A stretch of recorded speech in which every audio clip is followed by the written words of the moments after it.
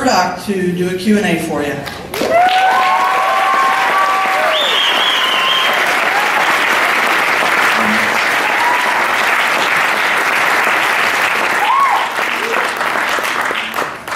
I don't really care to foist myself on you just after the movie finished, but I guess we're here, so... I'll tell you what, could I invite to the stage the producer of God Help the Girl, Mr. Barry Mendel?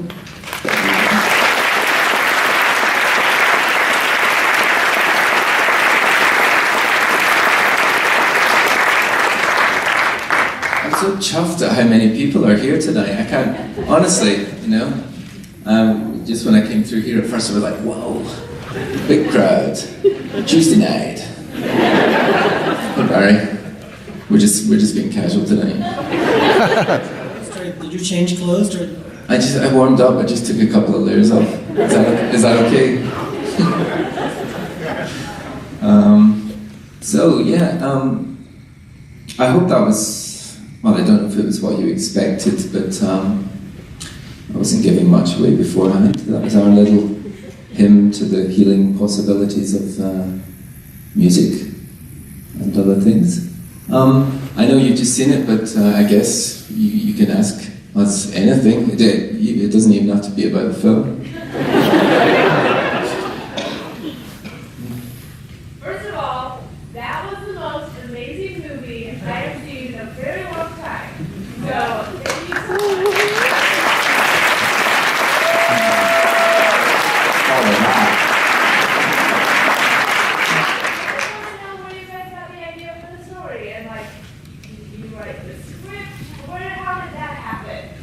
Okay, the lady here is asking for how it all came about. It's taken quite a while. The first thing that happened was I was on a Bell and Sebastian tour. I was out running, and I got a song in my head. It was like a radio was switching on, and there was a girl singing, and so I wrote it down, and that was the title track for the film. Which, funny enough, isn't actually in the film, but so I wrote a couple more songs, and I thought, well, this is a character that's singing these, you know, and so I kept working with Bell and Sebastian and putting songs aside, and eventually in 2006, which is still a long time ago, I got a chance to sit down and try and write a script for the first time. But this time in my head I had the three characters. I could feel them around, and I just kind of let them talk, and I just started typing. And sometime around about then, Barry Mendel, sitting right now, he got kind of wind of it. I must have been writing on my online diary that we were going to do a project, and he got in touch, and we just went from there. The teacher had a book, but it was a fantastic class where I remember they took a scene from In Bruges, and they gave us the script, and we went around the class, and they asked us all for ideas for shots, and they listed all the shots we would do to make the scene, and then he projected the scene, and we all realized, like, whoa, we're such amateurs, myself included. And then also each person had been working on a story, and then they would ask the people in the room, like, for feedback, and at one point the teacher kind of called on me, like, you, new guy, you know, you give your ideas, and he was very dismissive of them, but he did have a book of the screenplay of the Royal Tenenbaums, which I had produced in his, kind of it was right open on his desk during the whole class. And at some point, I think Stuart filled him in, and I produced the movie.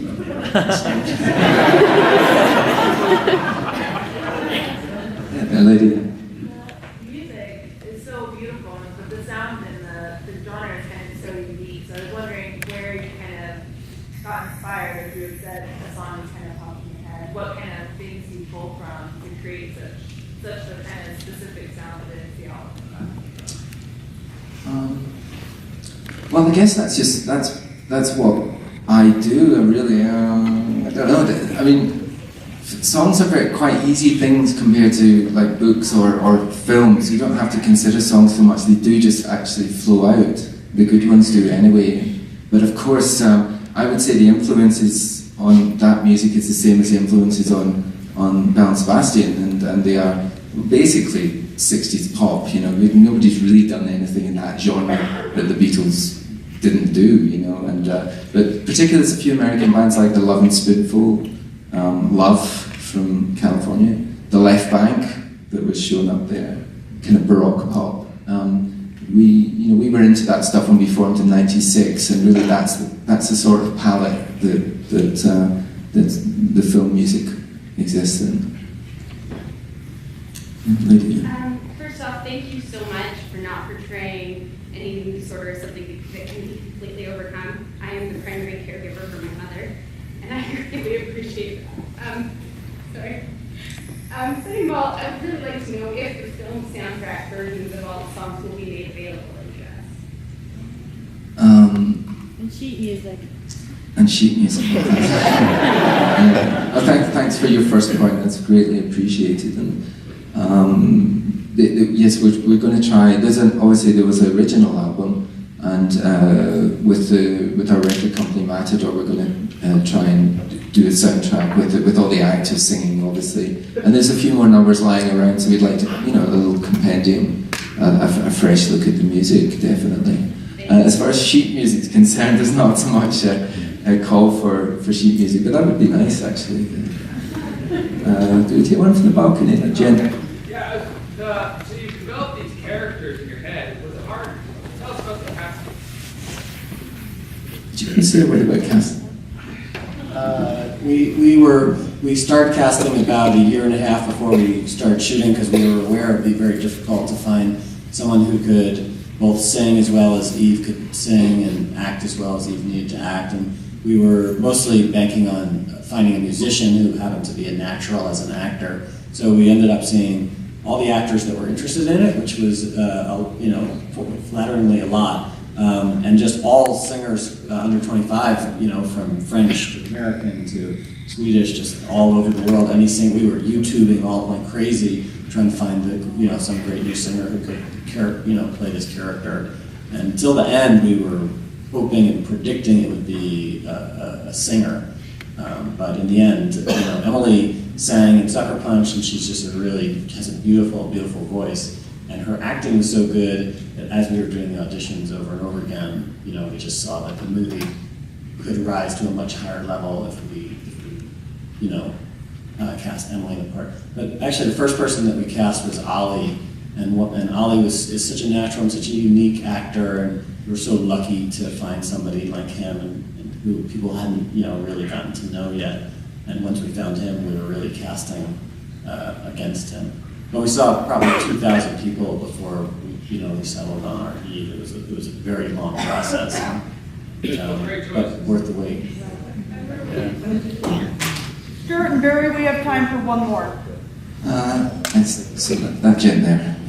You had such great warmth with the story and the cast and the music, but the production design and the costumes were wonderful. Could you speak a little bit about that? Yeah, I would just say, obviously it's just two of us here, but it like no other process, it is a team process, especially for a rookie like me. So you're relying on everybody firing on all cylinders, and we had great design and great costume, and obviously a great cinematographer as well. I don't know what really to say about him. I guess when I look at it, it just does look like Glasgow naturally looks. That is kind of the world in which I've been living for the last sort of 10 or 20 years. There's a lot of hipsters around that particular, and they're walking about in far more outlandish gear than even James are wearing. But I think Denise and Mark did a great job to capture that. All right, well, yeah, again, it's just lovely to be in Salt Lake City, and thanks so much for your time out.